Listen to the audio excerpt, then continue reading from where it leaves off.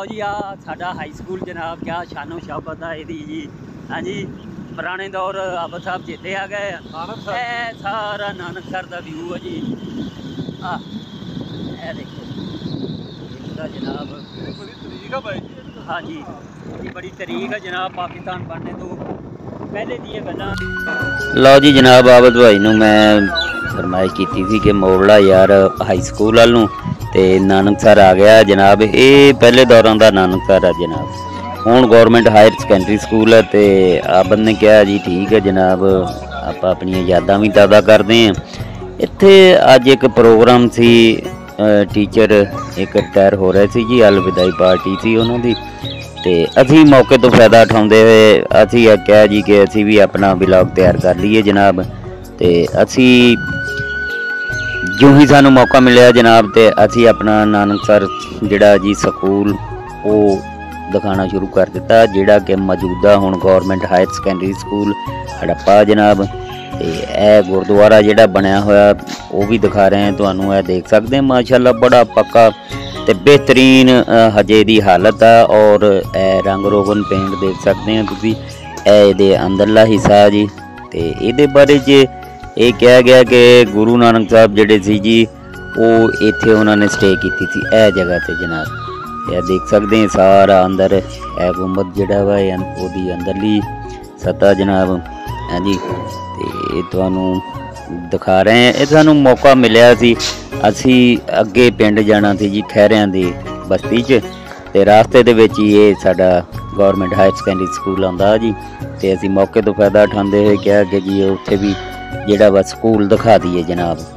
ते इत्थे जिहड़े जी इंडिया दे विचों सिख जनाब वो जरूर आउंदे अगर पाकिस्तान च आउण तो अपनियां जिहड़ियां जी पुरानी सकाफत जिहड़ी उन्हां दे बजुर्गां दियां वो देखते हैं जी जरूर।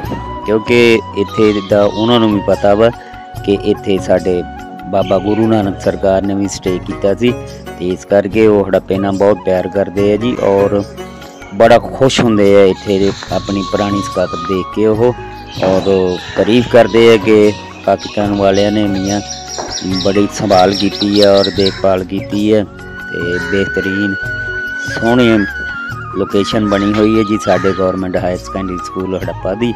ते एदा जी फ्रंट जी साइड वो तुहानू दिखाने हैं जनाब।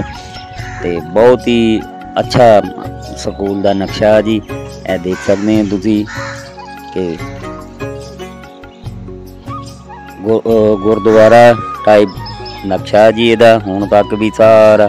ते पहले दौरान दे दरख्त विच जिहड़े जी पुराने दरख्त लगे है बोर्ड जिहड़े है जनाब देख सकते हैं सामने तुसी। ये बहुत पुराने बोर्ड है जी। हाँ जी ते बड़े बड़े उच्चे बोर्ड ते सफेदे लगे हुए है जनाब। ते ये बोर्डां ते अक्सर असी छोटे होंदे तो जदों स्कूल पढ़दे सी उदों तो देखते होंदे सी जी शहद जरूर लगा हुंदा सी। शहद दीयां मक्खियां जिहड़ियां जी उन्हां दे छत्ते लगे हुंदे सी। ते यह गुरुद्वारे की सारी लोकेशन जी तुहानू दिखा रहे हैं माशाअल्लाह बहुत ही खूबसूरत और पेंट किए हुए बड़े मजबूत अजकल के दौर दीयां जिहड़ियां इमारतां बनियां हुंदियां जी उन्हां नालों तां बहुत मजबूती की हालत च खड़ोते है ते बेहतरीन है जी। ते असी मेन गेट तो अंदर आ रहे हैं जनाब जिथे गुरुद्वारा बनया होया वा। ते ए ओदा हाल कमरा ओदे उपरली इमारत है जी। ते हुण जनाब असी अपने खैरियां वाली बस्ती वाल नूं रवां दवां जनाब। मोटरसाइकिल शोर शराबा भी बहुत विच आउंदा जी। कोशिश करांगे कि जिहड़ा शोर शराबे नूं घटाउण दी। ते मोटरसाइकिल ते सारे सीन ये दिखा रहे हैं। आसे पासे खेती बाड़ी जिहड़ी है जी वो भी किसान कर रहे हैं। हाँ जी ते जाहिर है जी सर सब्ज़ात साडे यानी कि पंजाब दे विच बहुत ज़्यादा माशाअल्लाह अल्लाह पाक ने सब्ज़ शताबी बहुत दी हुई है जी पंजाब वालियां नूं। ते साइडां ते सड़क दे उत्ते जिहड़ा है जी कई जिहड़े बस्तियां आबाद है जी। हाँ जी ते असी जिहड़ा जी बस अपनी मंजिल के करीब ही पहुँचे हुए हैं। हाँ जी अगे खैरियां वाली बस्ती आ रही है जी। ते ए मोड़ है उहदा मस्जिद है नौकर दे। ते इंशाअल्लाह जिहड़ा जी सानू ये भी पता लगा कि एक घर जिहड़ा जी उत्थे उन्होंने खरगोश भी रखे हुए है जनाब हाथे अपने च, तो इंशाल्लाह दिखावांगे तुहानू वो भी जी। लो जी जनाब असी हड़प्पे तो खैरियां वाली बस्ती जा गए हैं ते इत्थे सानू काम थी जनाब, इत्थे आए हैं ते अगां पिंड दी लोकेशन भी देखी ते एक हाथे च खरगोश जिहड़े है जी ये सानू बहुत सोहणे लगे है। क्या रंग बरंगे खरगोश है। हाथा जिहड़ा जी ये लोगों ने इत्थे अपना यानी कि माल डंगर रखा हुंदा वा ते खूबसूरती ते सजावट लई जिहड़ा ये परिंदे वगैरह जानवर इदां दियां चीज़ां रखियां होंदियां ते एक खरगोश रखे जनाब। ते खरगोश मैं अगे होया जनाब बनाउण लई वीडियो ते डर के सारे भज गए, लेकिन जिहड़े मालक आ देखो तुसीं ओनू कहा ते उन्हें दाना दूना पाया उन्होंने ते जनाब वो खरगोश दोबारा सारे इकट्ठे हो गए। बहुत सोहने जनाब ते ज़ाहिर है जी मालक को तो नहीं ना डरना, ते दूसरा जिहड़ा बंदा अनजाना होवे ओहदे को तो फिर डरदे है जी।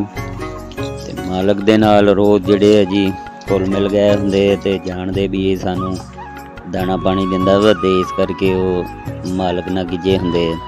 ते बहरहाल जी सानू बहुत सोहणे लगे ते असीं कहा जी कि ये बनानी चाहिए है वीडियो ते अपने देखने वालियां नू भी दिखाइए जनाब पंजाब दे रंग जनाब, पंजाब दे कम काज। हाँ जी ते देहाती हिसाब दे लोग किस तरह गुजर बसर करते हैं तो माशाल्लाह सोहना करते हैं जनाब। खुली आबो हवा हुंदी है ते हाथे भी इन्हां दे जिहड़े जी वड्डे वड्डे हुंदे ते और आ देख सकते हैं माल डंगर किवें खुला हाथा वा ते इत्थे मझां ज़्यादा तादाद मझां दी है जी वो बनिया हुई वा। हाँ जी।